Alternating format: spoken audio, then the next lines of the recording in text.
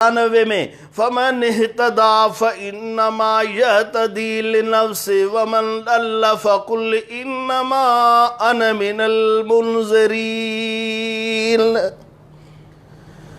صحیح راستے پر آؤ گے تو ان کا فائدہ تیرے نفس کو ملے گا، گمراہ ہو جاؤ گے پھر عالموں کا کام ہے، مولویوں کا کام ہے، نیکوں کا کام ہے، مخلصوں کا کام ہے تجھے ڈرانا، تجھے سمجھانا، تجھے نصیحت کرنا، تیری خدمت میں عاجزی سے چند الفاظ بیان کرنا، تمہاری مرضی ہے۔ آخر دنیا فانی ہے، سب لڑ رہے، کوئی کسی سے کم نہیں۔ کیوں؟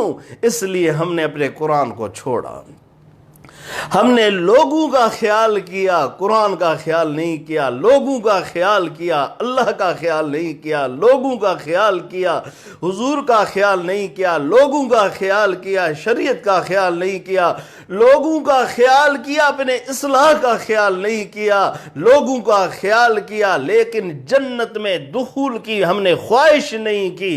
اے انسان، اگر نیک بنو گے ان کا فائدہ تجھے ملے گا، برا بنو گے، غلط بنو گے، گمراہ بنو گے، ان کا نقصان تجھے خود بھونکنا پڑے گا اور اوندھے منہ دوزخ میں ڈالے جاؤ گے۔